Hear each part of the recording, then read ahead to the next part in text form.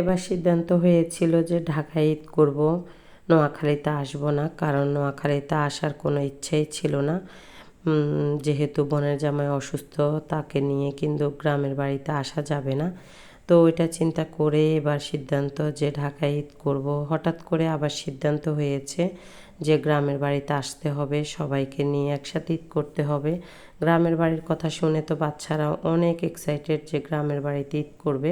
আসসালামু আলাইকুম, সবাই কেমন আছেন? নিশ্চয়ই ভালো আছেন। আমরা আলহামদুলিল্লাহ আছি, ভালো আছি। রওনা দিয়েছি হঠাৎ করে সিদ্ধান্ত যে গ্রামের বাড়িতে আসতে হবে। তো একটা গাড়ি নিয়ে বোনের জামাইকে নিয়ে আমরা রওনা দিয়েছি, ইফতারের পরে রওনা দিয়েছি। আর ঢাকায় কিন্তু এত জ্যাম থাকে, আর এখন কোনো জ্যাম নেই। খুব সুন্দর করে চলে আসছি আমরা। রাস্তাগুলো দেখে তো এত ভালো লাগতেছে, কখনোই কিন্তু এভাবে পাইনি যে খুবই জ্যাম পাই। আসার সময় এত জ্যাম পড়ি, আর এবার কিন্তু খুব সুন্দর করে চলে আসছি।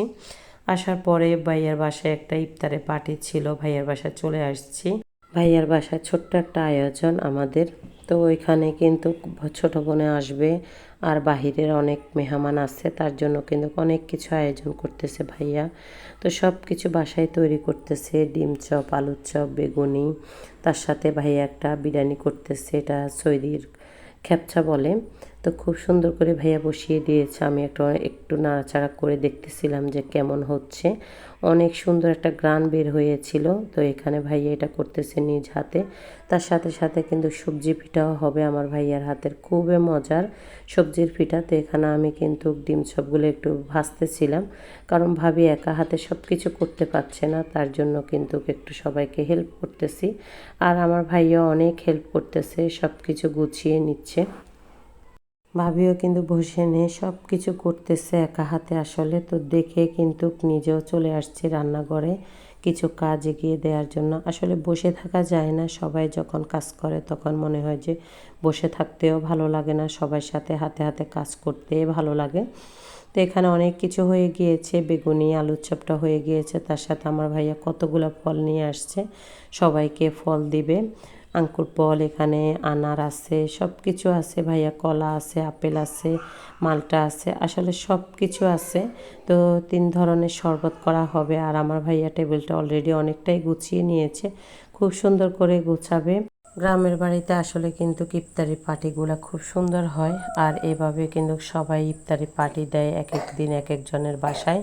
তো এখান থেকে কিন্তু ইফতারির পার্টি শেষ করে কিন্তু শ্বশুরবাড়িতে চলে যাব ইনশাল্লাহ। শ্বশুরবাড়িতে কিন্তু লাস্ট ইফতারি হবে, যদি বেঁচে থাকি তাহলে লাস্ট ইফতারি শ্বশুরবাড়িতেই হবে।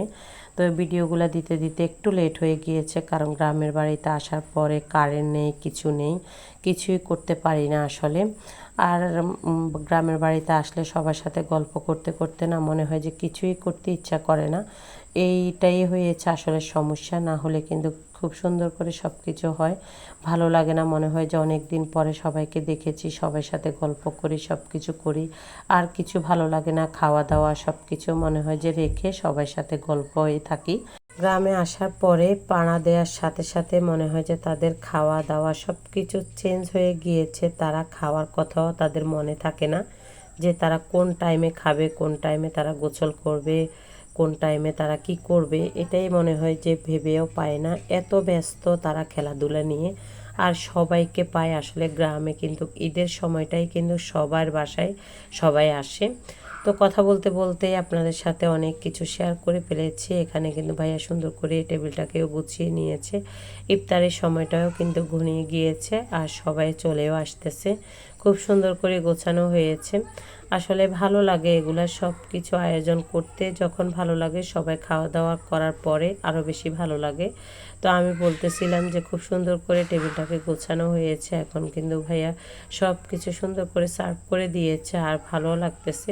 মেহমানরাও চলে আসছে, আমাদেরও ইফতারি সব কিছু নিয়ে নিব যেহেতু আমরা সবাই আছি। তো এখানে কিন্তু পুরুষদের জন্য সব কিছু আয়োজন করেছে, আর টেবিলে কিন্তু ওরা সবাই বসবে, আমরা অন্য রুমে সবাই ইফতারি নিব।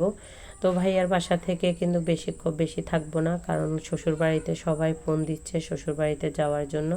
শাশুড়ির সাথে ঈদ করবো এবার যদি বেঁচে থাকি, ইনশাল্লাহ সবাই মিলে শ্বশুরবাড়িতে ঈদ করা হবে। বাচ্চাদের অনেক খুশি হবে তাদের, কারণ এবার সবাই আছে, তাদের ঈদের সময় কিন্তু অনেক মজা। আর বাচ্চাদের মজা হয়েছে তাদের কিন্তু ঈদের সালামিটা। তো এবার কিন্তু ঈদের সালামিটাই কিন্তু কে কত দিবে ওইটা ঢাকা থেকে কিন্তু বলে আসতেছে যে এবার ঈদের সালামি অনেকগুলা নিবে সবার থেকে। এই ইফতারের আয়োজনটা 28 রমজানের। তো কেমন হয়েছে অবশ্যই কমেন্টস করে জানাবেন, আর ভালো লাগলে একটা লাইক কমেন্ট শেয়ার করবেন। ফেসবুক পেজটাকেও ফলো করবেন, ইউটিউব চ্যানেলটা সাবস্ক্রাইব করবেন। আবারও বলছি একটা লাইক দিয়ে দিবেন। তো এখানে কিন্তু আসলে আপনারা যদি হেল্প করেন, আপনারা যদি সাপোর্ট করেন, তাহলে অবশ্যই অনেক দূর পর্যন্ত এগিয়ে যাব আপনাদের সাপোর্টে। আর আপনারা সাপোর্ট করলে আরও কিছু করতেও ইচ্ছা করে, না হলে কিন্তু আসলে ভালোও লাগে না। তো আজকের মতো এখানেই বিদায়, সবাই ভালো থাকবেন। আসসালামু আলাইকুম।